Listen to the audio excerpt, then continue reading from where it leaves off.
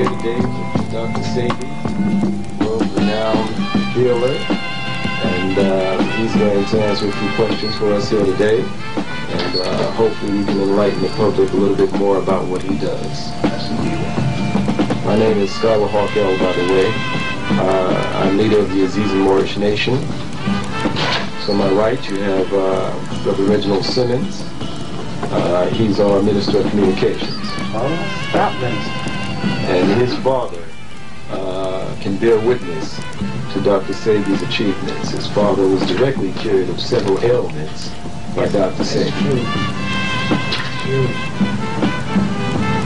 Oh, I'm sorry, I was disagreeing. That's perfectly fine. And now,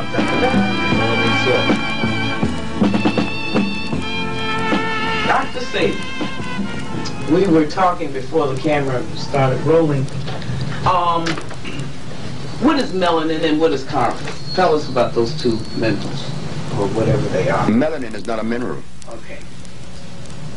Melanin is a word that was used to describe a certain biological function. But that particular identification or category or thing, melanin, is a European identification of what they think activates those neurons in our body that makes us black. But when you break down our body, our biological structure, into what we would have to put it in, which is chemistry, biochemistry, melanin has no place. It's not to be found. What is found in the body that is attributed to melanin is carbon. Carbon not only determines the quality of life in black folks, carbon determines the quality of life in every living plant that exists that is natural. If carbon is absent, there's no life. Melanin, what is it? I don't know. Why are white people trying to get some? It's a Greek word, melanos. Well, white folks talk about protein. What is protein?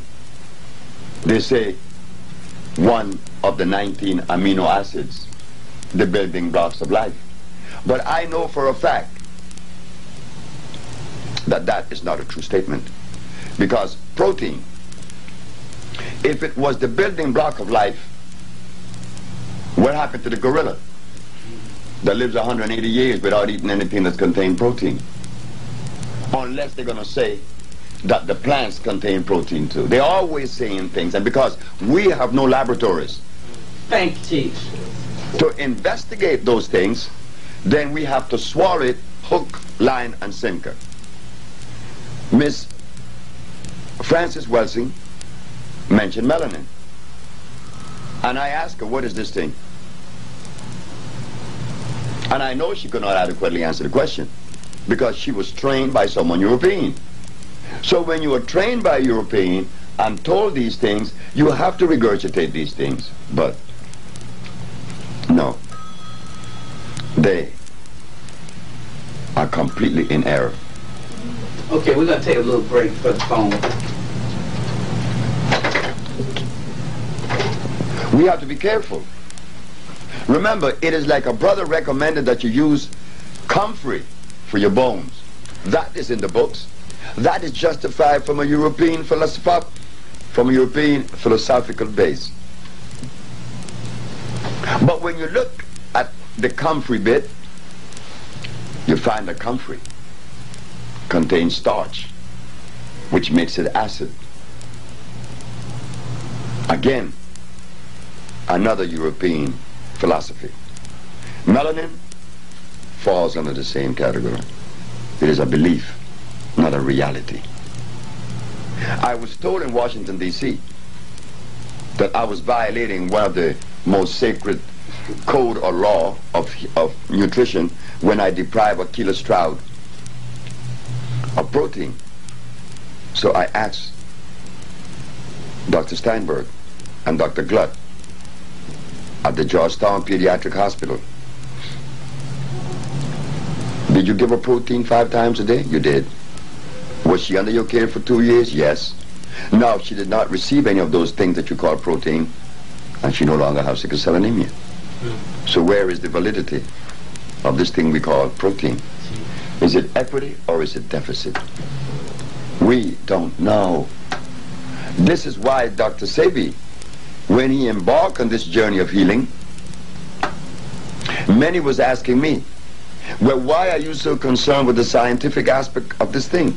I say it is necessary not to heal. To heal, it is necessary to understand the scientific aspect of it. But you must understand the herb that corresponds with the disease that is manifesting. And the only way you could do that in the Western world, and to prove that you would be respected as someone that could be of usefulness, is to enhance oneself with the words that describe certain things. And that is the science of biochemistry. I had to, because my challenges would be from a scientific base. And if I didn't understand science, then I would be lost. And they would gain momentum when they should not. So I decided to go into the scientific understanding of these things we call herbs. And what we found, that there is nothing on the planet that assimilate and could be of usefulness, save that substance is electrical. And the only electric substance on the planet is a natural plant. Not comfrey, golden seal, peppermint, aloe vera, and the rest. They're hybrids. But how many brothers and sisters in America or anywhere in the world qualifies to offer a challenge when we have nothing to test that which we are given for validity? No, I do not subscribe to melanin or to comfrey. So we have to again go back to the drawing board. The Usha research disregard the word melanin. For instance, if melanin determines life, why is it then that when people come to us with nerve problems, with energy problems, we give them the substance known as iron, which is a mineral. Straining that iron with carbon, hydrogen and oxygen. The CHO chain is the chain of life. Carbon, hydrogen, and oxygen. Melanin has no place in that biochemical structure. So I'm very extremely sorry. Okay. Let me ask you a question then. What makes the difference between black and white? What makes the difference between black and white then? Why is it you're colored and there's somebody else who's not colored, of color? Well, again, we could easily explain that position. Carbon is the determining factor for your color. The concentration of carbon determines the color black. The higher the concentration of carbon, the greater the color black would express. Oh, I see. Mm-hmm. It is carbon, nothing else. Excellent. Yes, sir. Dr. Sebi, explain to the people watching this tape the word electricity, and how it pertains to its necessity boundaries within the body structure. Now you see? Now that was the best question that could have been asked. Why? Because if something is of usefulness in my structure, in my biological structure, it must necessarily be electrical. And the only substance that is electrical, that are electrical, are those substances that come from the forest we call the jungle. Because the molecular structure is complete, it's not broken. If something is made by Mother Nature, one could easily use the common sense and see where this stuff is natural, is complete. But if something is made in the laboratory, well, naturally, common sense again shows us it could not be of usefulness. Each mineral on the planet, iron has 12,000 electrons per atom, calcium has 9,000, opium has the specific amount, and so it goes through the whole ramification of life. 142 minerals expresses themselves in a different way because that is necessary to maintain continuity, to maintain that individuality of each plant. The bones is calcium, not the blood. The blood is iron. Now we go back to the question of melanin. Wouldn't it be intelligent to ask one of the promoters of melanin, what is the electromagnetic structure of melanin? What is the amount of electrons per atom that represent this thing we call melanin? Why do we ask the question? Because it is necessary. We want to know, is this thing electrical? Yes. Well, if it is electrical, it has to have a definite amount of electrons per atom representing that particular thing. Okay, let me ask you on that same subject. Let's say the generator that gives us electricity here in this city was cut off, and we wanted to get more electricity. What will we do? Will we stick one in the ground, or how would we work? Stick what in the ground? A wire. No. What produces electricity? Electrons. No way. I was an electrician. I am an engineer. I work in what you call steam generating plants. I have a degree, I have a license in what is known as thermodynamics. We are dealing with physics now. The only thing that produces electricity, the only thing that produces electricity is the friction of copper and carbon. That could be seen in your automobile. Take out your generator and see what it has inside. It has a copper wheel and some carbon brushes that touches against it when it turns. Here's an example. This is the copper wheel in the generating plant that produced the electricity in this room. It is spinning at only 90 revolutions per minute, but against this copper wheel there are carbon brushes, and this is what you see. The spinning of the copper wheel against the carbon brush creates a friction. That friction is called resonance.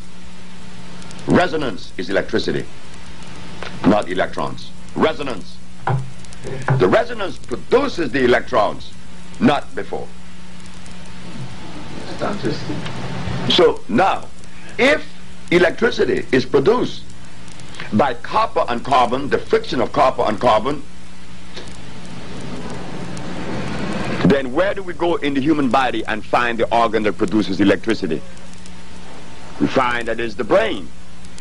The brain is the center of motor. The nervous system is the conduit that carries the electricity to various points of the body to cause motion. Now, should we ask, what is the composition of the brain? No. It is made up of what? Carbon and copper. The pineal gland is carbon, and the cerebral cortex, copper. We not only find that in a human being, we find that in the eel in Brazil that produces electricity to kill his prey. And when you open the eel, all you find is copper and carbon. No melanin. Well, does everybody have a pineal gland? I was told the other day that everybody doesn't have one. Is that true or not? If you had no pineal gland, you would not be alive. You would be in no motion. It's impossible. Every race has pineal glands. Not every race has thymus glands. Oh, that's different. Oh yeah, well tell us about those. The thymus glands. The thymus gland regulates sex. It also maintains energy. The thymus gland also keep you childlike, non-aggressive. But in some races, the thymus gland disappears at age 8. Then one becomes violent in one movement. But now, If the thymus gland disappear in some races at age 8, principally the Caucasian, what helps one to retain the thymus gland within the biology? The presence of what? Carbon. Thank you. He has a question. Right. So, Dr. Sebi, what you're saying is that due to the way a lot of medical people study medicine in this country and around the world, they don't understand the difference between, say, electricity and something that's electric. Well, if we are talking about understanding, what do they understand? Because the question needs to be asked. Remember, the time for common sense has arisen, has arrived. What do they understand? Don't be afraid. We need to ask these questions. What do they understand? No cure for common cold, no cure for diabetes, no cure for cancer, leukemia, sickle cell anemia, AIDS, blindness, diabetes, and no other disease. Well, if the physician clearly shows us that there is no cure for any disease, what do they understand? So we have to throw that understanding of whatever that premise is out the window. Everything that have ever come from the Caucasian, no, from the physician, has to be thrown in the trash because it's of no consequence. What have they done as far as usefulness in reference to pathology? What have they done? What have they reversed? Nothing. So why should a word be authority? No, we can't use them as some level of thinking, development, or seeing. No, we can't do that because they don't have that. They showed us. How old is the medicine that they are practicing today? It is 265 years old. It started with Bombastus von Hohenheim, only because he was prejudiced when he found out that Hippocrates went to Africa to learn his craft. And the fact of the matter is that Mr. Hippocrates, 2,000 years ago, used herbs to cure every disease known to man. If Mr. Hippocrates used herbs to cure every disease known to man, then 2,000 years later, why aren't we doing so?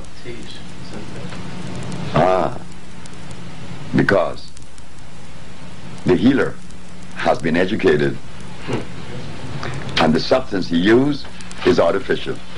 And he is totally unaware of that. Why? Because he learned his craft from an armchair position. They call it armchair research, not field research. And that is very, very vitally important to know the herb from a field perspective, from a field position. Why? Because in the year of 1983, I sent Mr. Adisa Akil to St. John Herb Store in Silver Spring, Maryland, and asked him to buy me a pound of bugleweed. Why did I want the bugleweed? Because someone came to me with a very bad heart problem. They call it mitral stenosis. The weakening of the muscle of the heart also exists. I said, buy me a pound of bugleweed because I have to address this particular disease. When Adisa came back with the bugleweed, I opened the bag. I said, where is the bugleweed? He says, in the bag. I said, no, that is not bugleweed. What is it? I said, that's blue vervain. How do you know? Because I tasted it and it's sweet and I could look at it. That's why I could tell. I didn't learn herbs reading a book. That's what the herbalist does in New York and the United States. So I said, take me back to the store. So he took me back to St. John Herb Store. And there, the young lady, which was black, said to me, well, how do you know that this isn't bugleweed? My boss been selling herb for 25 years.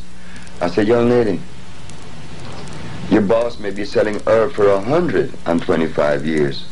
This isn't bugleweed.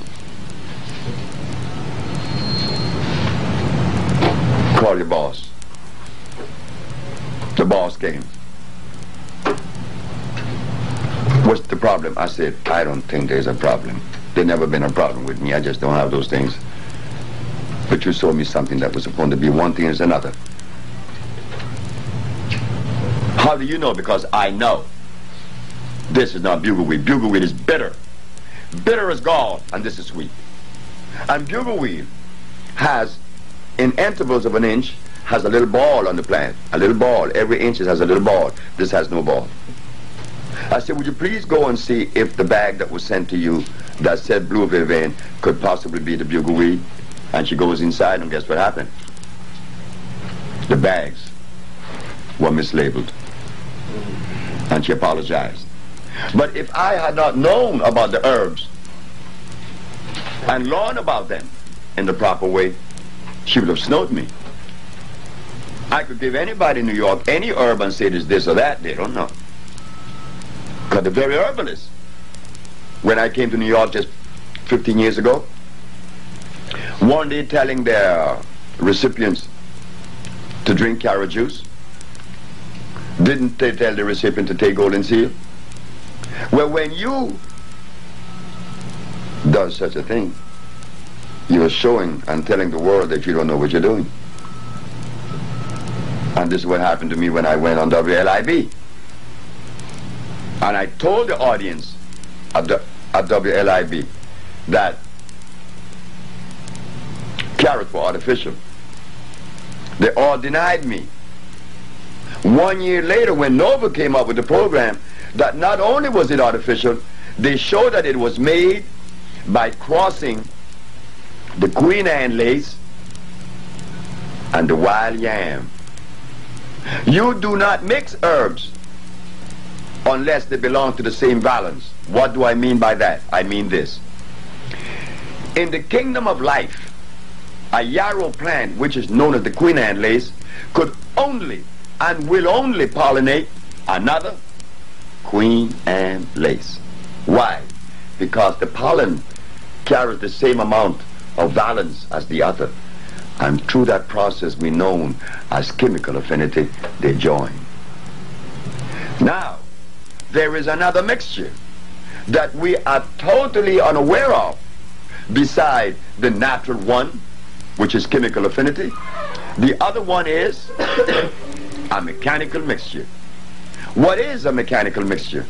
A mechanical mixture is when you cut a sliver in a plant, like the Queen Anne lace, and you cut a sliver in another plant, and you take out the heart of the stem, and you put it inside the Queen Anne lace, and you tape it. That is hybridization. Black people knows nothing about this. And now this plant produces something other than what it was originally, because now you're uniting Queen Anne lace with wild yam. You don't get the wild yam or the Queen Anne lace, you get what? A carrot. They went further to show that it was made in Holland. And little before that article came out, I had returned to the drawing board to find this carrot. I knew it was artificial. Why? Because it doesn't produce seed to reproduce itself. Carrot just does not produce a seed that reproduces itself. So I knew it was artificial. And beside that, it contains starch. When I go back to do my research, guess what I found?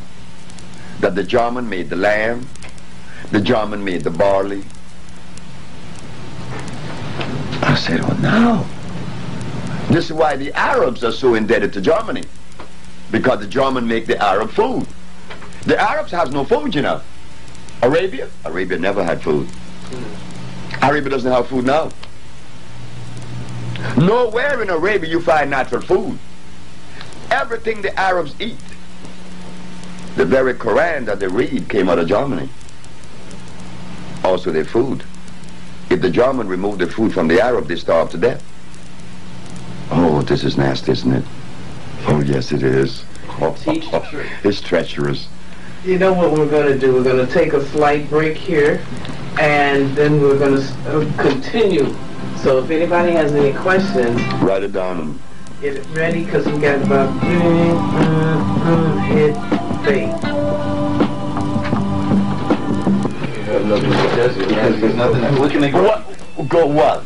They never had anything natural in Arabia. You are. He continues on. And what was that last point that you were making? Or does anybody know? Or is there a question? All about the Arabs. Arabia has no food. You see, many of us blacks hold the Arabs supreme. Not in my book. Because how could someone eat artificial food all their life and be smart when the very food that you eat influences the brain to allow you to think? And if you eat the wrong food, you're going to think the wrong things. And that, again, is common sense.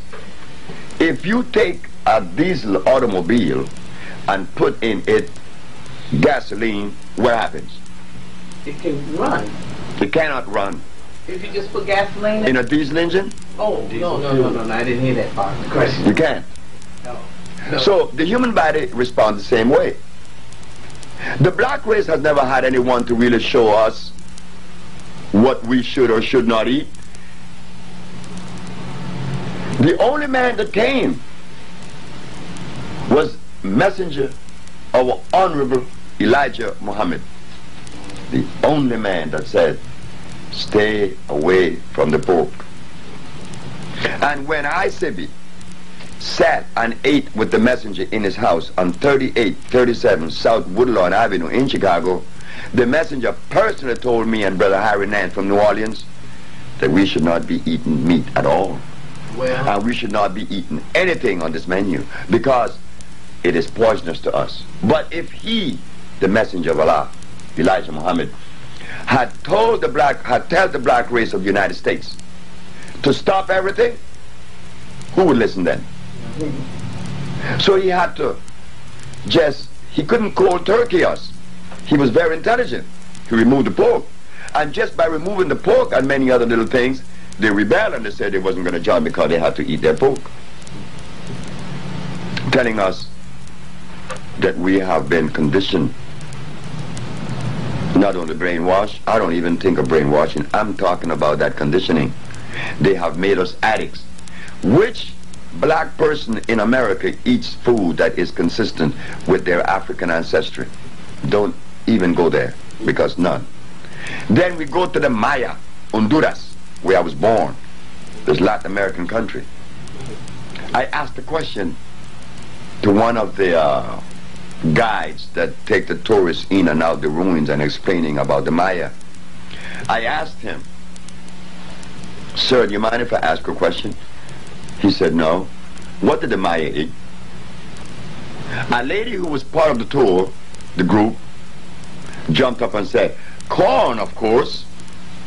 The man looked at me and looked at the lady and said, lady, if the Maya ate corn, this man here would not have asked that question. He would have known that. So there is something about that corn that we have to question. oh no. Then he turned back to me and he said, what did they eat? I said I could begin with the teosinte, the cabrote, the chipiling.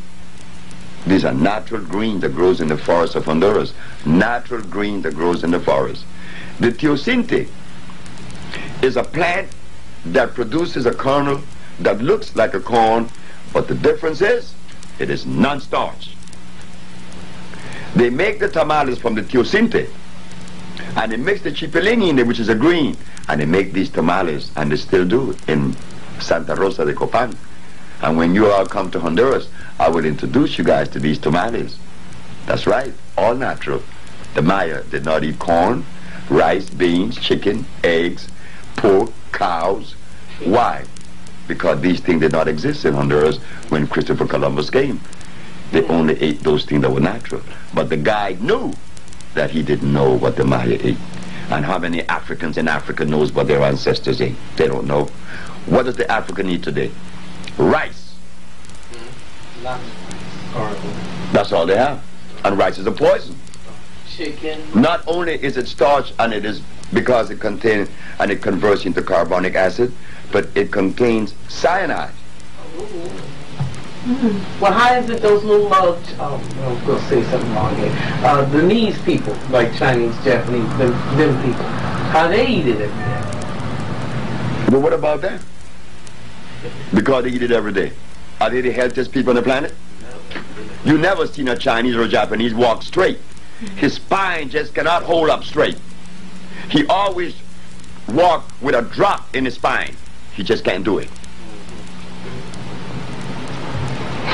He eats nothing but starch.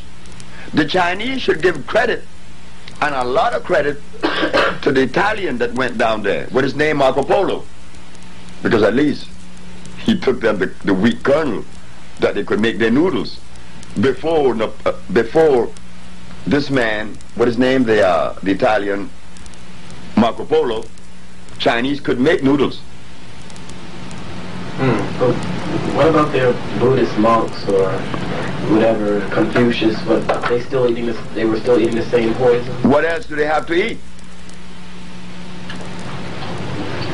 There's only one man came out of China that understood that. Was Dr. Li Cheng Fu. Dr. Li didn't need anything to grow under the ground. No, he didn't. He just didn't do that. And Dr. Li, according to the history, lived 125 years. You see? 165 years. And he died here in New York. Or it was recorded in New York. He died in China. But he was a Chinaman that I respect. Like when I go to India, I talk to Raja Gopalachari. He's a friend of mine who lives in Calcutta. And he look at all the Indians and say they all are dead. I said, why? Look at what they eat. I said the same I say about Africa. That's why there isn't one African leader that I respect. I can't respect any African leaders because I know his head is confounded. Why? Because look at what he eats. Is fish good? Fish rots in the intestines. Oh. That's where the worms go. Oh. Exactly right.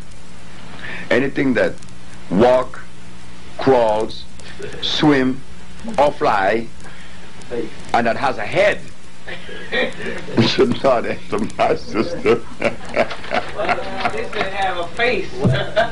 Valentine's Saturday. Anything that has a face, leave it alone. But he does worse than that.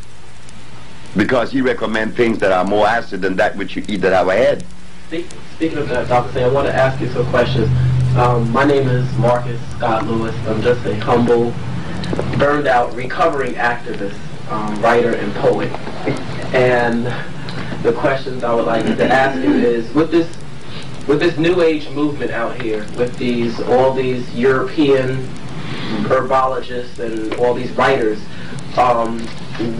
do you wouldn't recommend any of these books or any of these teachings? Now everyone's going back to nature, quote unquote, and heading to all these herbology stores and buying all these products and things. Our people are still confused because of lack of the correct information and misinformation which we receive.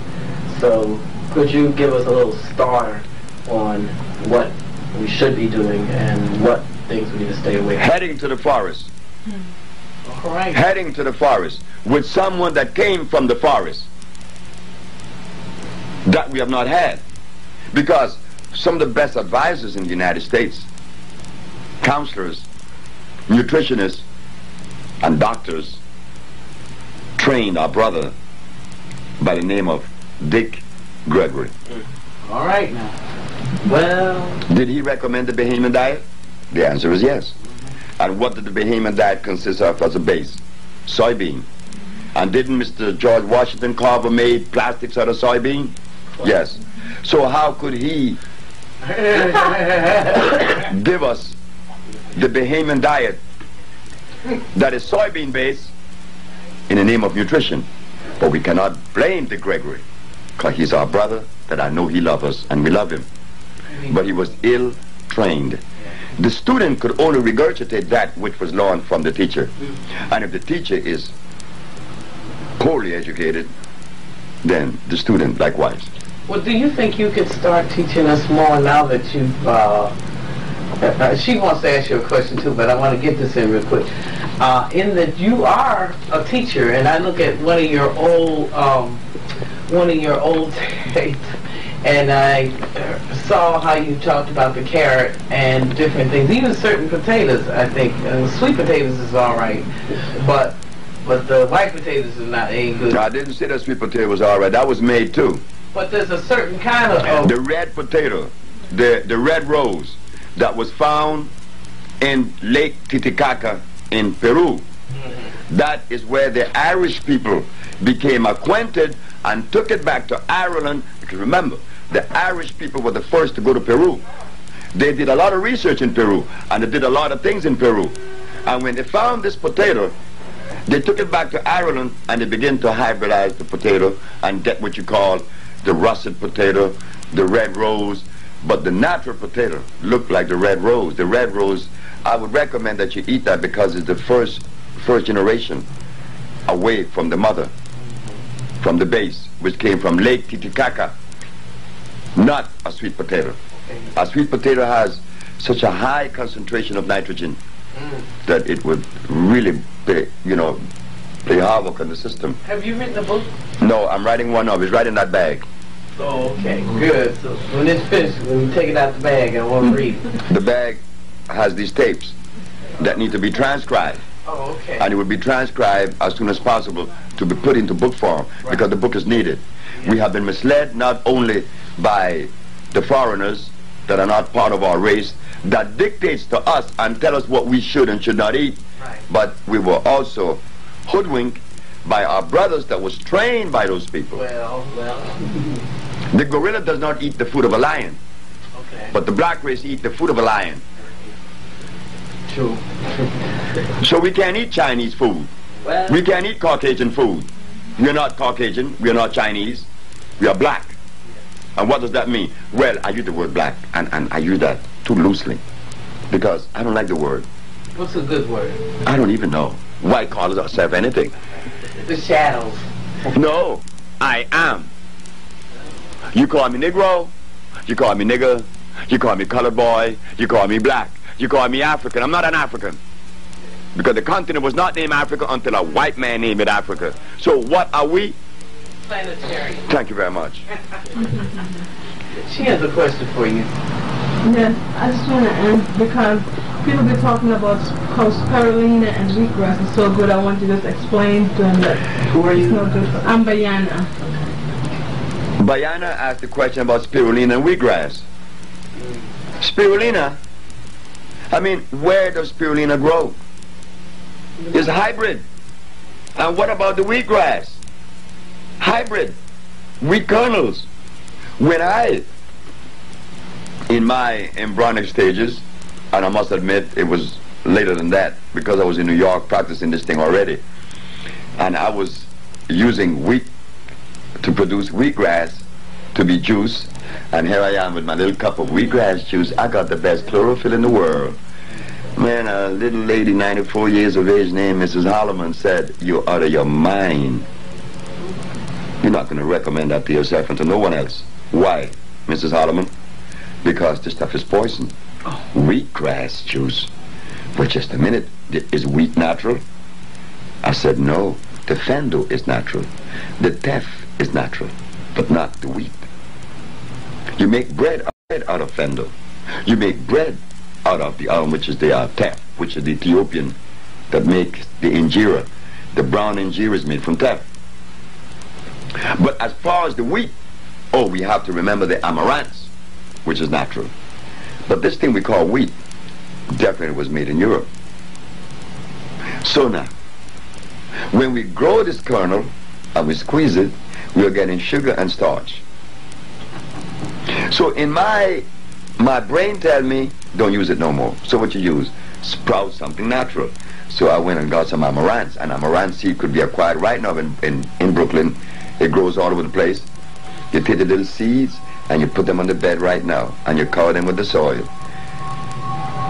In 21 days, the wheatgrass sprout. But the amaranth would not sprout in 21 days. Why?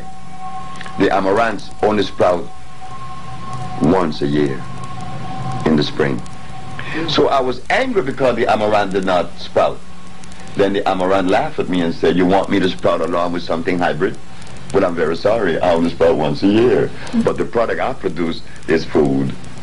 And when the amaranth sprout came, oh, I was eating amaranth sprout, and I was high for about 3 months. I was on this high, this energy, because the molecular structure is complete, and therefore it deems that stuff electrical.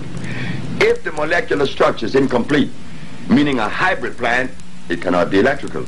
If man could make a substance in a laboratory, such as a vitamin, vitamin B, vitamin B, C, vitamin B12, inositol, zinc, all this stuff. Hey, look, just a minute. How could you make in a laboratory a substance that would help me biologically or physiologically? If you could do that, and if you could really do that, then you're God.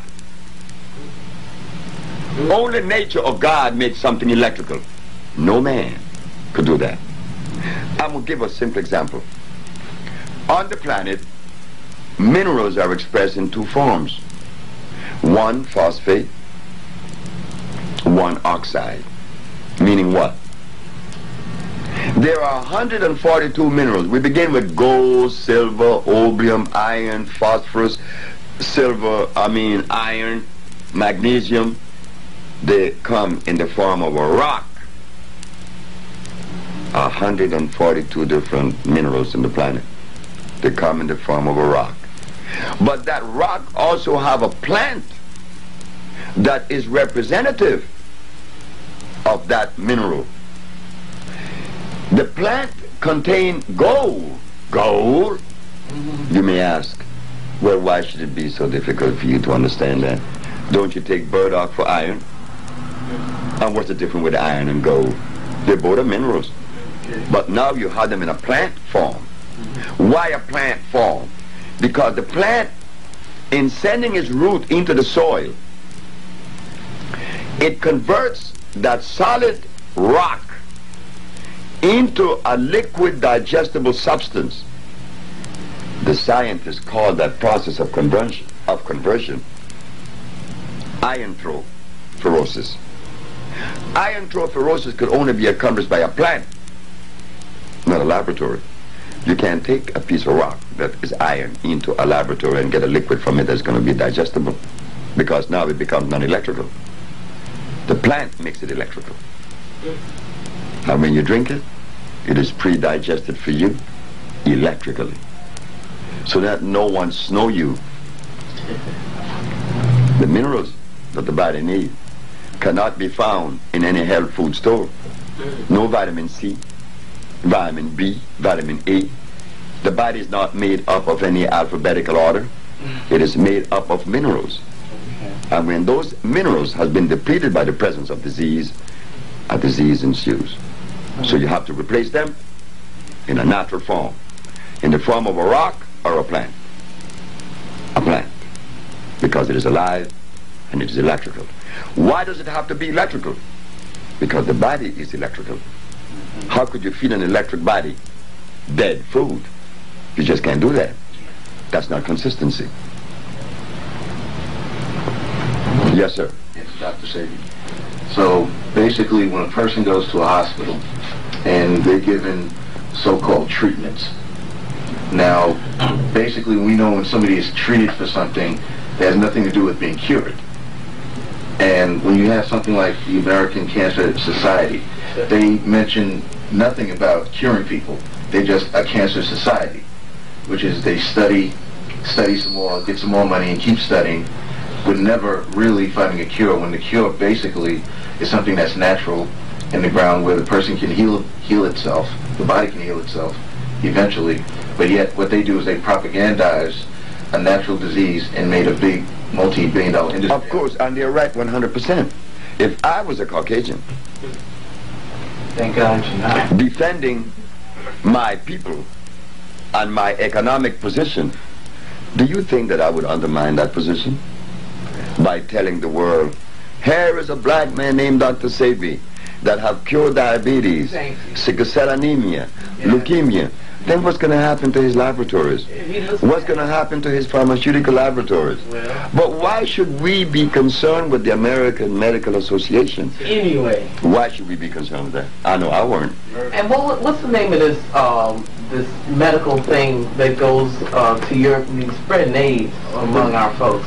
What is it? What's the name of it? Oh, the World Health Organization. Yeah. World Health. Who? Yeah. Who? WHO. What do you think about them? They're going all over the place. I was in Washington, D.C. in the year of 1982.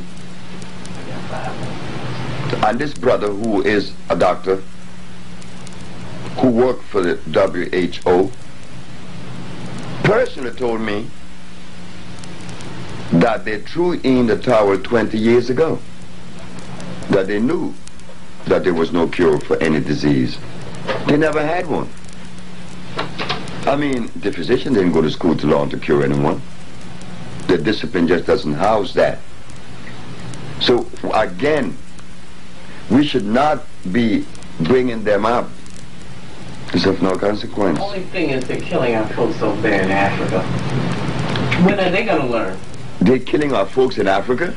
Yeah, they're all coming up with AIDS. Where do they get AIDS from? AIDS is a thing of the mind.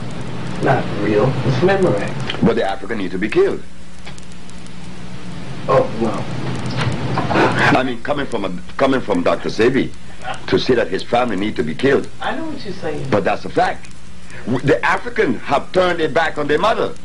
In fact, the African has never regarded a black woman as being equal to a male.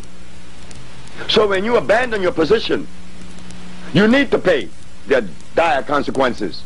When you abandon your mother, and I'm not talking only saying about the biological mother, I'm talking about that greater mother, Africa.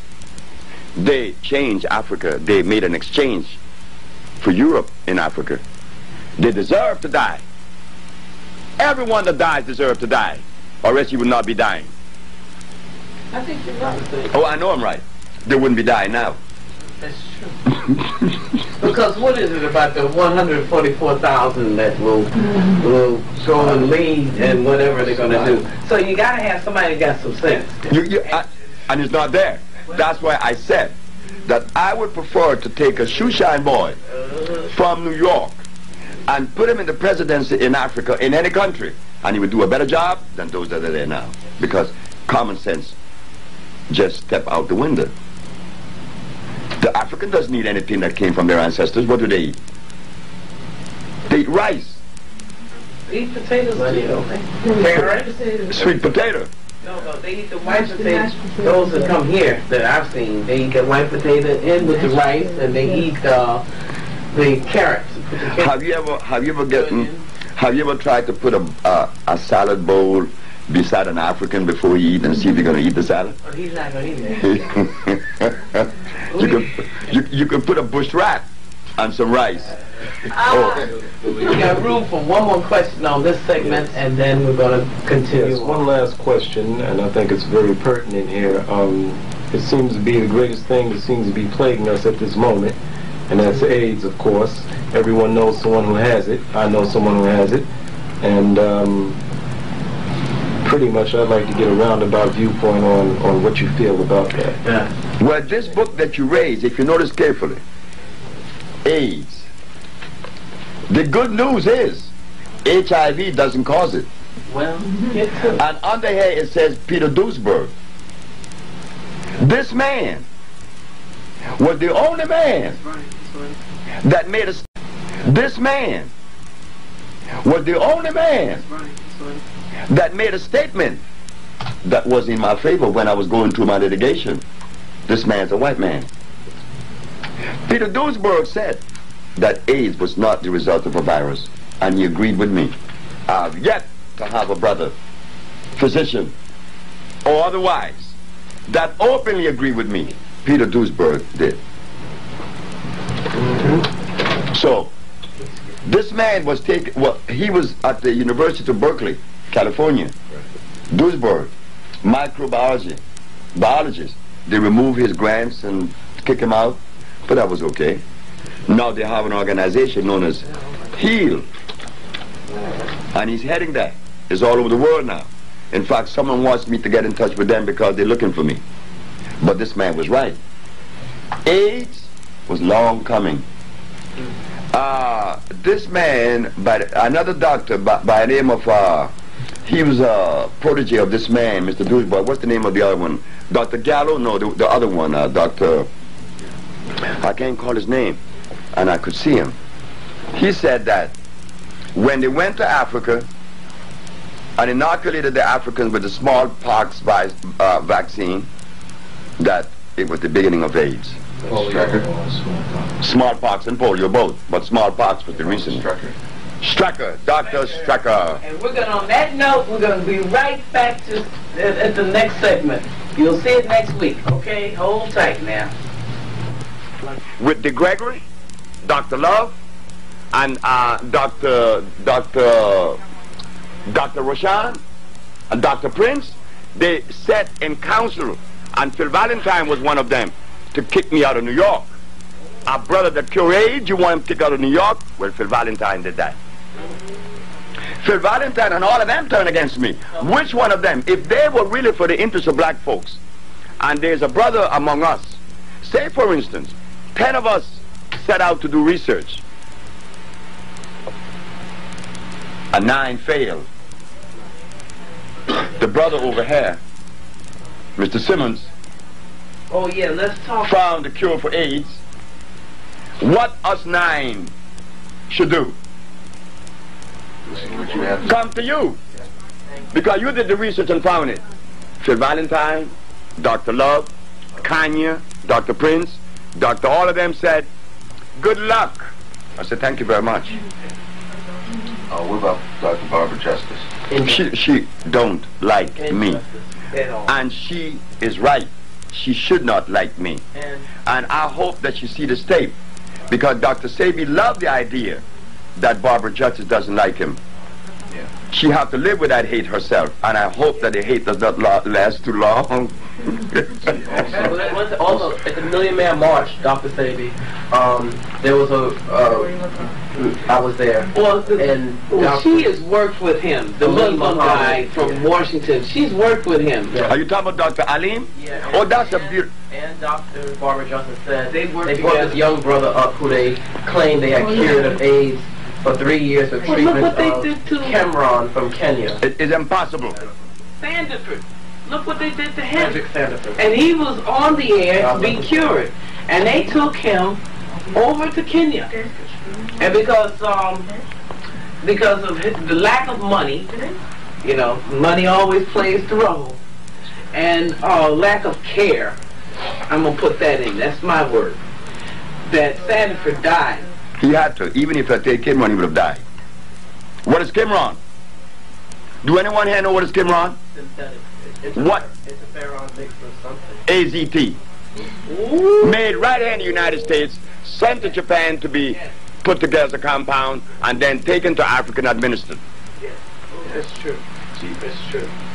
Yeah. See, also, years ago, my father got out of the hospital, and he was feeling very weak. This was like 1988. And his name? And his name, Professor George Simmons. And I remember my father was feeling very weak, and he didn't know what to do. So his friend sent him to Dr. Barbara Justice, and she looked at him and she said, all you can do is just pray. And wait. And wait to die. So what happened was a few of my father's friends took him to see Dr. Sebi over here. Amen. And my father, if you recall, the first time you met him, he came to your office, told you all his problems. He was this and that, and you said that you didn't even look at him. You said you was busy reading something. And you told him, don't worry about it, you'll be all right in a couple of weeks or a couple of months. He said you'll be back teaching with, without too much of a problem. And lo and behold, my father followed what you told him to do, and he was back teaching. He's running around now in 1995. And now he's down in Honduras at your institute, and he went down there with a lot of different maladies: diabetes, prostate cancer, high blood pressure, a whole bunch of things. And he said within 2 days of being down there, he was ready to run some Olympic events. And he did. Wow. Yeah. And his sugar was down to 93. And they told it was supposed to be amputated, no longer has to be amputated. What? And his hair is growing back, did he tell you? Yeah. His hair is growing back where it was falling out. The village you are talking about is here. This is the village. Okay, let me hold it there for a few and let's get a nice tight shot of that. Okay. All right. We see the tanks of the thermal waters. This is the Usha village in Central America. And you see these tanks that house the water. They are holding tanks. Oh. The thermal water contains a pH of 8.8. It is not like what they have in other places. I heard that there's a hot spring in Cottonwood, Alabama. We don't have a hot spring in Honduras. We have a thermal spring. And the difference of a thermal spring is that the thermal spring is precipitated by volcanic activity, which means that the water has a high concentration of sulfur and phosphorus. Not so for a hot spring. A hot spring is precipitated through a bed of zeolite that's under the ground. And as you know, that zeolite is a mineral that boils water. That doesn't necessarily make it thermal. So what makes the difference? That one has sulfur and phosphorus and oxygen in large amount. Which means what to the body? It means that the body is receiving a large amount of hydrogen ion concentration that relaxes the body immediately. It plays a very good role on the central nervous system. Stress is gone immediately after you enter the water. And that was the first thing that I did for the professor when he got there. I said, before you eat or go to sleep, you go down there and you take a bath. And we took him down there, he took a bath. Next day he was rejoicing. Now what happens when stress is relieved from the body? Well, the body begin to normalize itself and the hormones begin to take their message where they should go. When there's a nerve condition, hormones tend to contract or retain, or they don't do their work because they are held back. There's a nerve condition. You know, like even the muscles contract. Your face, the muscle in your face contract when there's muscle problem, when there's nerve problem. Bellman palsy is one. Bellman palsy is caused mainly by emotional reaction, and it pulls the muscle in the face to one side. And when the person relaxes again, the muscle relaxes. So the remedy in Bellman's palsy is to get into an unstressful or relaxed state. In your situation would be to take one of these baths. That's right. It's not one of these baths. You take bath twice a day. And then you take also the therapy, the internal therapy, which is what? The pavana, the cordoncillo negro, the cypress, and yes, my most favorite, the drago. These are plants that you will never hear in the American Standard Pharmacopoeia. You don't even hear these herbs in the mouth of the herbalist in Honduras or in the United States. And for that matter, even in Honduras, you go to Honduras and ask people the herbs I use, they don't even know them. Because they're too busy reading herbal books. And they're not in the herbal books. And those that are in the herbal books are hybrid. I wish very much that you could meet Dr. Anthony Andoff. He is, I guess they call him, you can keep it over there. He's botanist. He calls him an ethnobotanist. Something, whatever. Herbology. He went to school and got that. And I don't think I want to meet the brother now. You know, not because I would not like to meet my brother, but I can't exchange or even entertain someone that has been educated. Remember I said, the reason why the healer is not healing today is because he has been educated. You want to hear a beautiful one? Above all else, Dr. David Ayensu. Dr. David Ayensu is a member of the Smithsonian Institution. There is a program out known as East Meets West, meaning African or Eastern medicine against Western. They begin to show where this African in Africa took some herbs and put on this lady's head because she was crazy. He took a knife and opened her skull. Whoa. He took some smoke and he smoked her around. And Dr. David Ayensu is talking about the herbs of his people. He's from Ghana and he's a member of the Smithsonian Institution. Dr. David Ayensu is the brother that is looking for the cure of leukemia using the pink periwinkle, the rosy periwinkle. Well, I don't know how Dr. Ayensu expects to derive from the rosy periwinkle, the cure for leukemia, when the rosy periwinkle is also an acid plant.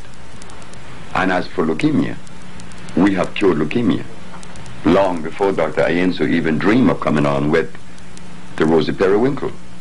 But we go back again, and we find that in the end of the program, East meets West, which is approximately a 25 years old program, showing, comparing Western medicine against ancient medicine. And guess who wins every time? Ancient. No. What? No. No. Western medicine, the allopathic. In the end, Dr. David Ayensu and his colleagues said, well, you can clearly see that traditional medicine, you know, is all right, you know, but it falls short because you can't really measure the dosage for consistency. So modern medicine is by far the best. And they end the program. I said, that was so beautiful. But I knew that the day would come in which the philosophy that Dr. David Ayensu is supporting and the African biomineral balance would come face to face one day. And it happened. Dr. David Ayensu called me and said, I've heard about your works on leukemia, but we are looking for the cure of leukemia with the rosy periwinkle. I said, Dr. David Ayensu, we already cured leukemia, so you could just squash that. Just go to something else. But that's 12 years ago that I told him that. 12 years ago, Black America, and still now, does not show the interest into our health and healing the way we should. All of the healers in New York, and I could call their names, they all read books. If I take Dr. Phil Valentine and Dr. Love and Dr. this, that into the forest, they would know a natural herb from an artificial one. But we can't blame the brothers. No. They was ill prepared because they were prepared by Caucasians. Well, On the subject of you're not wanting to meet up with a particular individual, this is for clarification. Yes. It's not that you don't want to meet them, but based on your experience of dealing with individuals who come with certain credentials and paper from the establishment or the system schools, that you know that there's a great difficulty in a back and forth and a sharing.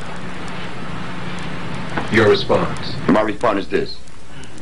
We are told that the brother that the sister want me to meet is an ethnobotanist. What do they cure? he researches different plants. I'm only asking, what do they cure? Research is 150 years old. We could research and research and research and research and research. We want to cure. We don't want to research and just research. What does he cure? Well, he has different plants. He tells you that you can take that will cure. No, hold it. How does he know that? What does he cure? He said he's been taught. He's from Africa, and he was taught by his father, grandfather, so forth. And he says he only uses plants that are from the homeland. You mind if I ask the question again? It's all over the world. What does he cure? Any disease. He cure AIDS? I'm sure he does. Well, that's good. If you cure AIDS. I'm the only individual to have diagnostic sheets showing from 5 different laboratories around the world that they have been cured of AIDS. I don't say it. I got diagnostic sheets. And that's important. Who else have those diagnostic sheets? Thank you. So I can't lend myself to someone that says that it does. Where's your proof? Speaking of that, Dr. Sebi, from being an activist, one of the things I ventured into was AIDS activism. And 5 years ago, I used to go to a few ACT UP meetings, and of course that was sponsored by Burroughs Wellcome and the European Allopathic Medical Establishment. And then later on, an organization started called HEAL. You may have heard of the Human Education AIDS Liaison, which people like Dr. Strecker and others, Peter Duisberg, supported that group. And HEAL, of course, I'm sure if they could find you, because many of us thought when you left us in New York City, we just felt so abandoned. Why can black people find me instead of HEAL? Alone, that's right. And that's more important to me than HEAL. But black people are not interested in their health right now. No.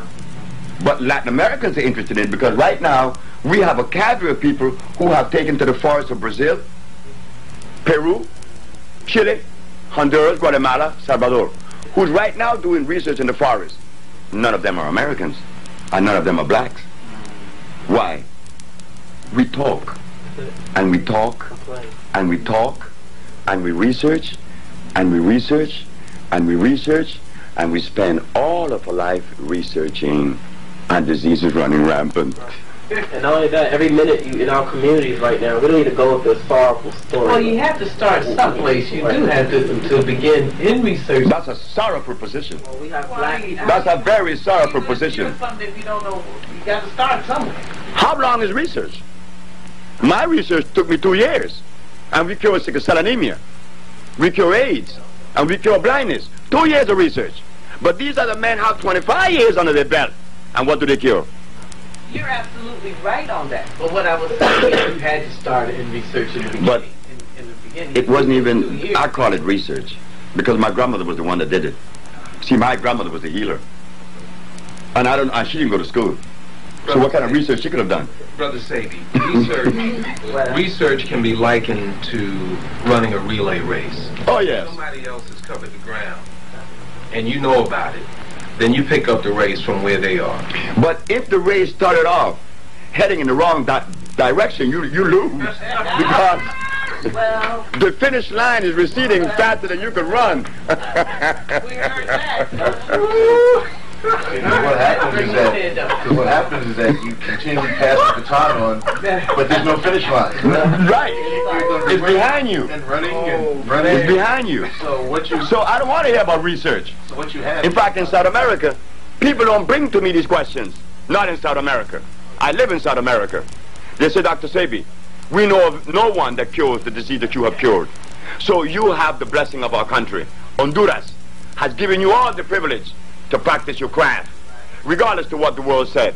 You can't go to Africa. I said, no. Although you're an African by heritage, I said, but I can't go there. They kicked me out. So the need to research can be attributed in part to the conditioning that many of us have been through to say, well, where's your research? Whereas you point out that what have you done? That's what they ask. No, what have you researched? What have you done? That's Latin America. But that in America is arrogance. But we are arrogant, as Professor George Simmons said, that I am considered an arrogant individual. Yes, Dr. Sebi, not only you are arrogant, everybody in Honduras is arrogant. You've been independent since 1824. You have earned your position to be arrogant, and especially when it comes to the art of healing. If the rest of the physicians and herbalists have healed what you heal, they too would be more arrogant than what they are arrogant. Arrogant is a demonstration. I don't know what it means. Of being self-confident. We don't see that. That's okay. It doesn't matter. But I'm saying we don't see that among our people, so that when we do see it among our people, people of color, even people of color will react, that person is arrogant. Because they're conditioned too. That's what I'm saying. Yeah. But I want to get to some basic ailments real quick. I'm Brother Leroy, and some basic ailments I want to deal with are those that some of our average people are being confronted with right now. Young brothers are beginning to show up with kidney ailments, right here in the city. And what would you attribute kidney ailments to at a young age? Also, young sisters having fibroid tumors, etc. Reproductive problems. Reproductive problems at a young age. When we say young age, in their 20s, something that would normally show up later on. Thank you. The male and female. Would you say that starts in the colon? No. It doesn't start in the colon. What happened? I used to say that too, that every disease begins in the colon. But if that was true, what have us eating the things that go to the colon that makes us sick? Why are we eating the things that enters the colon that makes us sick? It is before the colon that makes us sick. It is before the colon, right here. The mind. Not the mind. I don't know what the mind is. I have never found the mind. I hear talk about the mind. I don't know what that is. But I do know this, that when the brain is confounded, you have problems. You may put anything in your mouth. You see this hand and this big mouth goes in there. It hasn't hit the colon yet, right? It starts here. Which is the brain. The brain. The brain has been confounded. The computer has been confounded. G in, G out. Garbage in, garbage out. But we don't want to see that.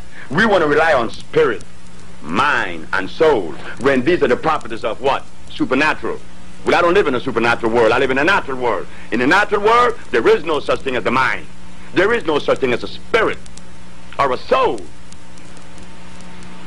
You know, you mentioned on one of your tapes about you wanted to become so spiritual, and you went and you met some of these people, and they had a stomach that was meeting you in the door, and you said, "This is spiritual." I don't think I want that. No, I don't subscribe to spirituality, because all the spiritual people are big and fat, and they got problems with their head. So I knew there was something I had to stay away from. You know, I didn't pursue it any longer to investigate to see if they were believed in this or not. I was going to ask you that question. As far as how people in the New Age movement are caught up in this spirituality gig right now, what is the relation you would say then between this spirituality, or let's say in the motherland or here, or in the Native American, the Native Aboriginal healers or witch doctors or roots people? Is there a science, or is it fantasy, or is there a combination? What's the reality in that matter, in this spirituality? I don't know what it is. Because if it is so equitable, I mean, among the Native American, the indigenous Indians as we call them, the highest alcoholic incidence in the world is among them. How come they can't even cure that? We got problems. Among the Africans, they eating gari and bush rat. What happened to them? We have problems. Spirituality is a word that came out of Europe. Even the very word is European, like the word African. That's not African. That's not us. That's European. The country is called African, and by them, you call it African. There's a word they call spirituality. What is it? I don't know. Yeah. Not even interested. I'm finding that out. If you were given the assignment to open a school, not here, please, open a school and get your teachers to start teaching, where would you begin? Would you begin in research, or what would you do? Or show them each plan, or how would you go about it? Oh, I got to go way before the plan. I got to show you where we were derailed and change that environment, that brain environment. I have to change that immediately, that you could begin to see. Because with the images that you're going to see are not the images that I would see, because all of us are individually put together. We are unique, unlike the other. I would put the individual on a path that would avail him the privilege to see. And in seeing, then he could make a right decision, a good decision. That's all I did. And my grandmother started me out by understanding that I was not supposed to listen to anyone. No one but yourself. And if I have to go outside of me, train your eyes towards Mother Nature, the forest. And I would do the same. Dr. Sebi, going back to these diseases and ailments, I know a lot of brothers and sisters who are living and those who have passed on from this quote-unquote AIDS. As a matter of fact, a young brother who was in Bellevue Hospital, who I went to see him 3 days before he died, of so-called Kaposi sarcoma, and they were giving him chemotherapy, and in his last days he suffered. And the question I want to ask you, with the body, is there any way that we can, of any disease or ailment, is there ways you can halt the progression and totally eliminate Kaposi sarcoma? And the disease that you've dealt with, the AIDS, cancer, leukemias, to arrest the progression and eliminate all the whatever symptoms, damage. But that's what we've been doing for the last 20 years. And restoring the full body back to... But that's the only way you could cure. Right. That's the cure. To remove that particular erosion, to remove that particular condition, whatever condition, whether AIDS or blindness, and restore 100% health. That's the only way I could do it. Through what? An intracellular cleansing. This is what is done in Miami. We put together our compound based on an electric system. Where do you go in America or in New York and find electric food in a bottle? Where do you go? And the body is electrical. We only have to ask that one question. Is the body electrical? Yes. So therefore it necessitates electric food. Well, where do you find that in New York? Thank you. Well, we're going to do our last segment, and you know, in just a couple of minutes here.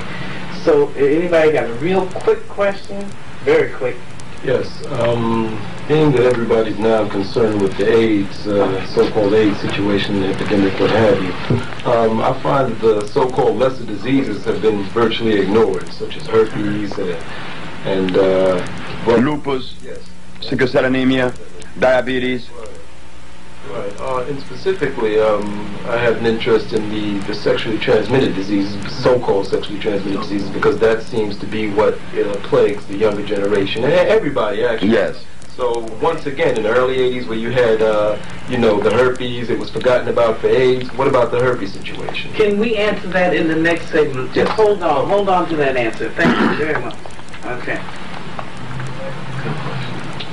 Okay, good. Everybody's forgotten about the, you know, one thing. It's a matter of media. Go ahead. The answer to that. It was asked about the sexually transmitted diseases. Those that are lesser are considered lesser, but they are not lesser. There's only one disease. There's never been two diseases in the world. There's only been one disease, the compromising of the mucous membrane. And the mucous membrane of the African has been compromised 400 years now. What has the African ate since he left Africa that is really equitable to his system? What? And he has not eaten anything. So therefore the biological structure has been weakened over a period of 400 years. And in weakening the biological structure, then you may get lupus, you may get herpes, and you will get anything. Anything coming your way. Because the body has been deprived and the immune system has been compromised. And the immune system is responsible for diabetes, for leukemia, for sickle cell, for every disease in the world, including that. So don't only attribute AIDS to the immune system. If your immune system is strong, you cannot get sick with any disease. So we're going to straighten that. A lot of us looking for cures. A lot of us people, I'm not sure everyone, we do have some people who are just plain damn ignorant. And they want to die. So let them make their maker or whatever. Most of the people. But there are some people who do want to be cured, and they want to touch that raiment of Jesus, whatever, that garment. And so you're here now. I'm glad that I've been blessed by the ancestors and people to be here in your presence. We want to learn now how to be cured. Not learn. We want the process to begin. And that deterioration, because that means we all have deterioration. No one can look at one person. All of us, including myself. Because I have a better body and I don't have no. My doctor says. Speaking of that, the question is now, what is the relation then between, since the discovery of medical science 265 years, what is the relation then between laboratory reports and the hematology, pathology, or the blood breakdown? Is there any validity or goodness out of this allopathic Western medicine, the microscope, and the relation of natural electric food and body? If you want to see a germ, then get a microscope. And if you get a wound by a gunshot or an appendix has burst, you need to be open real quick. So there is place for the knife, but under extreme conditions. But as far as curing diseases, there's only one way. That is the herbs, because they are electrical. Their molecular structure is complete. They will assimilate. They are carbon-based. That's why in Egypt you see we had scalpels and knives, but what was the food of Egypt, of the Kemetic civilization? Kemetic? Those people were hybrid, isn't it? Don't get angry.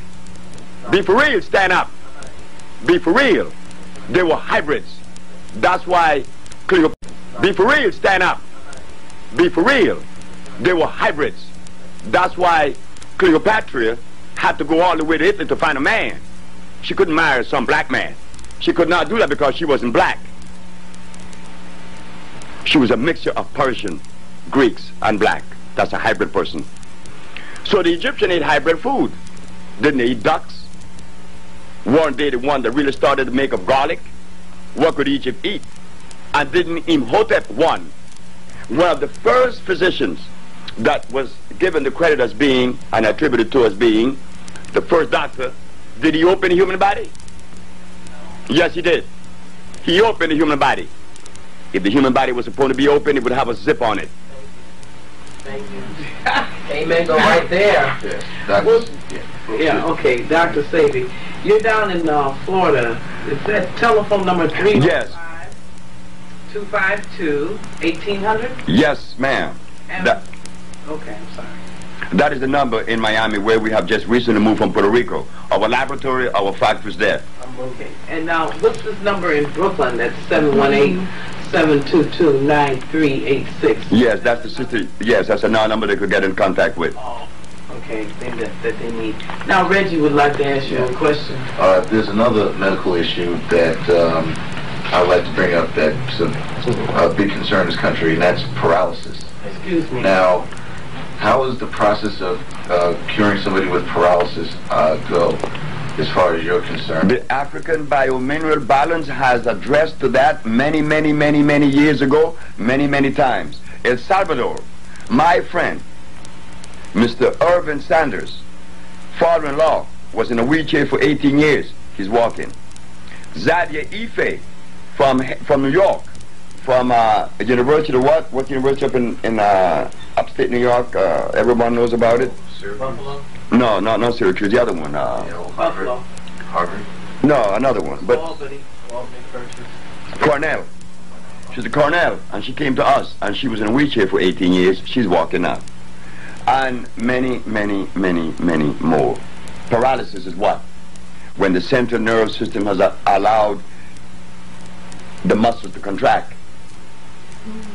or that the nervous system is not sending enough electricity to make them move. So what do? We perform the intracellular cleansing and applying the African Biomineral Balance to regenerate the body with electricity, and that could only be done the African way. Well, I wanted to ask you too. I'm having, I was 20/20 eyes, but now I don't see as well. I had to get my glasses sometimes just to see the whole thing. Yeah, I get you clear this way. So, but I don't want to wear these. I want to cure that, get it back to where it was. What do I do here? Well, I had an experience in Chicago with my own eyes. I don't have any problem with my eyes, but I talk. I could read. I could see clear. But then one day, I decided to do urine therapy. All right. I used my compounds for 20 days. I fasted a month. I fasted for 29 days, nearly a month. And after my urine was as clear as water, I decided to drink it. I was drinking it twice a day, along with a gallon of water. At the end of 4 days, I was completely blind.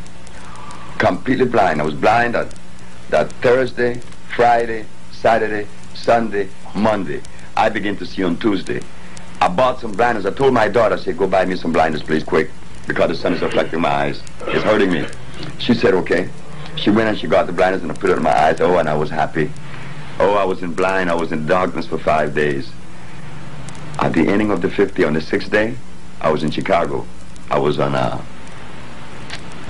Stony Island, where we had the center. When I took the blinders off, I could read the finest letter across the street. So why was I blind? Because it was breaking down all of that inflammation. Coming down.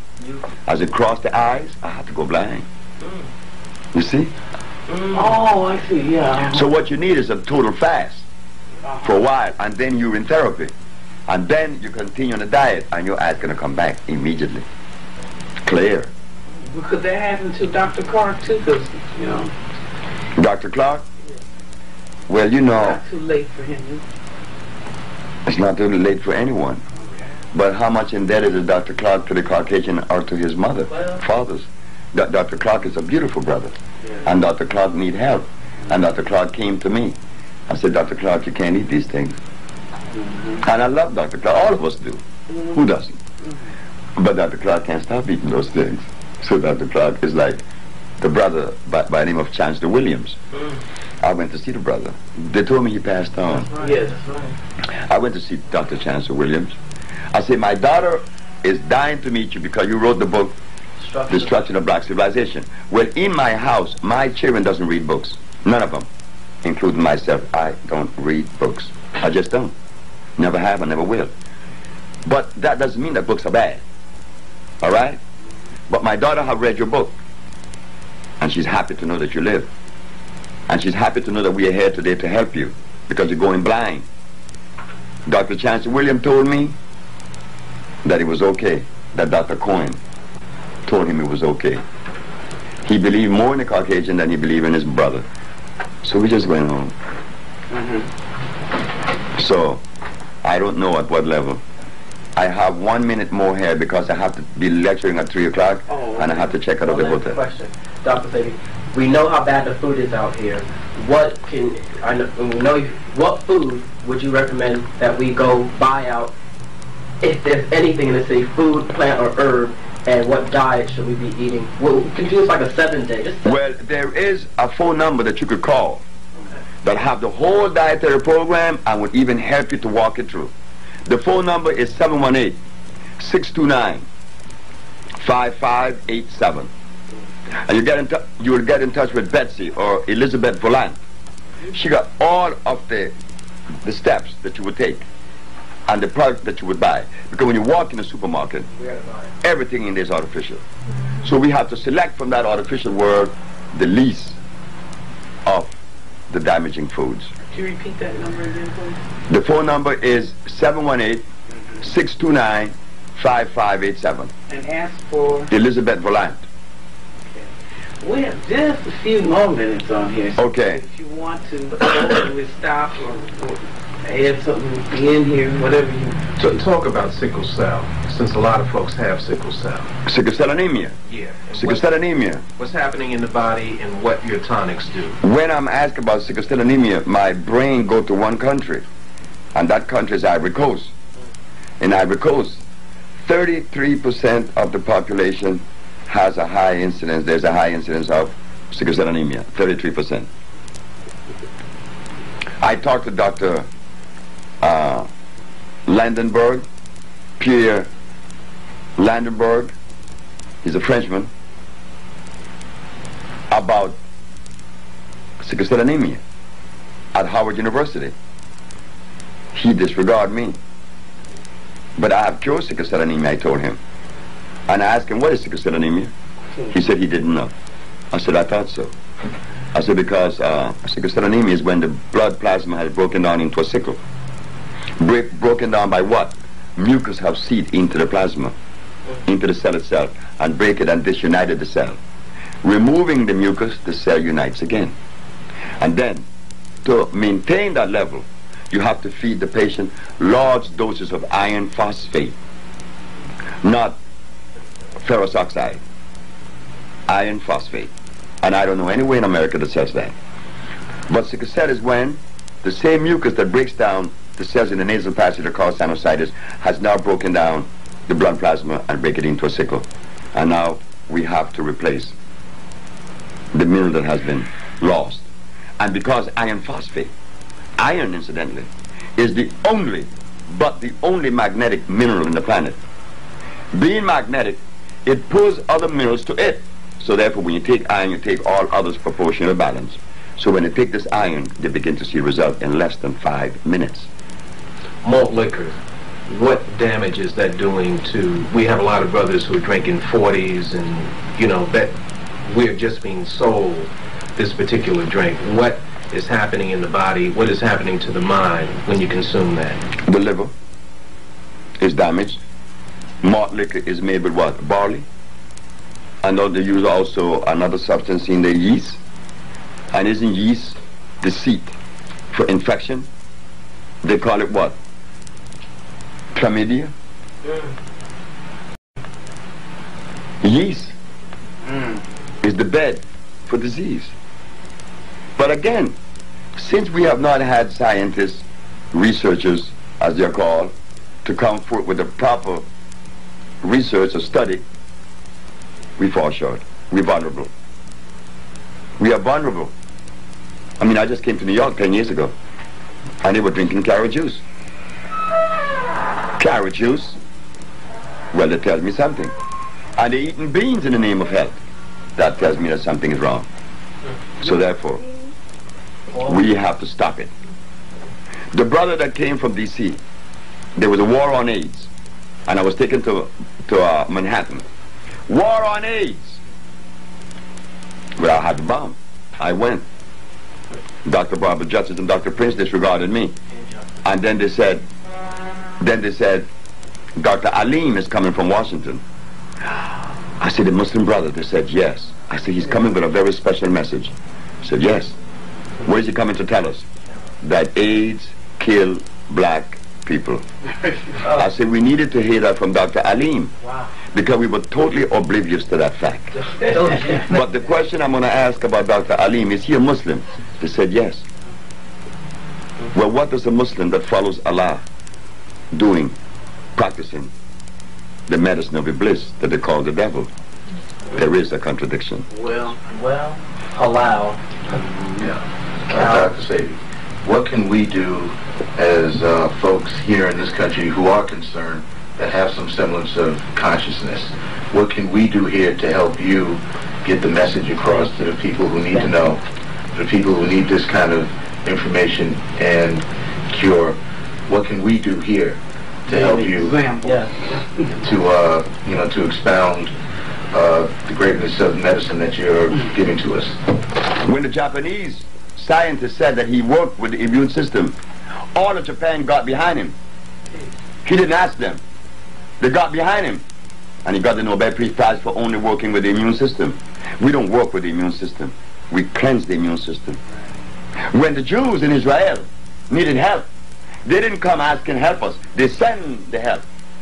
So you ask me, what could I say to the black race of America that would help the USHA research? I don't know. If they help me, fine. If they don't help me, still fine. I don't know. All donations. That's on you. That's on the black populace. That's not on us. We did our job. Anybody got another question? Yeah. Excuse me. I would like to ask Dr. Sebi about cancer. You explain how cancer gets started in the body. The same way a common cold started. In any part of the body, any way cancer appears, it means that there is a condition that has manifested over and above because it has been progressively getting worse, unattended or unknowing. There's no difference with cancer and a common cold. The mucus in the nose stayed a long time, they call it sinusitis. And as they begin to eat the cells, they call it cancer. And that's whether in the reproductive organ, in the breast, in the head, in the brain, in the eye, wherever. It's all mucus. You've heard of Dr. Torrey. Dr. Torrey from Chicago. Well, he teaches about the worms in the body, how they got there, what cyst is made of, because he says that the worms have to doo-doo in your body, and that's where you get these cysts and things like that. You heard of that? I disagree with that. A cyst, when you open a cyst, inside of the cyst, all you find is calcium carbonate. That's all you find. But I can't challenge anyone or anything. But I do know this, that Dr. Torrey has compounds that I know came from the Caucasian books. So in other words, Donald Torrey, the cysts are from Los Angeles, California. Yeah. That's who groomed him. Right. The white boys groomed him. So in other words, you're saying that that's a protection. What's a protection? When the cyst, because you said it's got carbon in it. No, calcium carbonate. Hardened. The mucus has hardened, and now it is growing. The doo-doo in your body, and that's where you get these cysts and things like that. You heard of that? I disagree with that. A cyst, when you open a cyst, inside of the cyst, all you find is calcium carbonate. That's all you find. But I I can't challenge anyone or anything, but I do know this, that Dr. Torrey has compound that I know came from the Caucasian books. So in other words, Donald Torrey, the cysts are from Los Angeles, California. yeah, That's who groomed him. right. The white boys groomed him. So in other words, you're saying that that's a protection What's the protection? with the cyst, because you said it's got carbon in it. No, calcium carbonate, hardened. The mucus has hardened, and now it is growing, and then it's going to burst and eat you up. So your tonics do what? My tonics, what our tonics, the Usha tonics, the electric food. To that, to this. What we reduce it. Didn't you see at Usha Research when the lady passed the tumor I did. and it was in the refrigerator? I was there. Thank you very much. She brought it in. She brought it in a bottle, and we put it in the freezer. A tumor this size. I saw it. How'd they come out? Just passed out of her. That's the only way it's supposed to come out. Well, So if you're right. Our bodies don't have zippers, so any cleansing is supposed to come out through the regular holes: the nose, the mouth, the Like Taurus Henderson. anus. Taurus Henderson, Chicago, Illinois, 1990. She had a tumor in her brain. And this is recorded on Channel 21, on Channel 19 in Chicago by Brother Rashid. She passed a tumor through her nose from her brain. Not only her, but she was cured. this Caucasian male from his daughter named Robin Bennett called me and said, my father have a tumor in his brain, a blood clot in his brain. I said, yes. How long would it take you to take it off? I said, how long would you allow me? She said, I'll give you a month. I said, what about 24 hours? She said, you're crazy. I said, of course. But it came off in 24 hours. And she wrote me a letter, and I have that letter. Out his nose. More than black people come to you. And right now, in terms of Honduras, who are the folks who are coming to you? Mexicans, Norwegians, South African whites. I don't expect any black from South Africa to come. South African whites, Chileans, Colombians, American, Latin Americans, American, not black America. Black America, down there now is our most beloved professor, George Simmons. And we have this brother from DC named Anika. But the general population of Osha are Latinos and Europeans. I would like to come down to the country and do a research, or because we're called African Information Communications, and anything that concerns our people, no matter what it is, and health should be very important.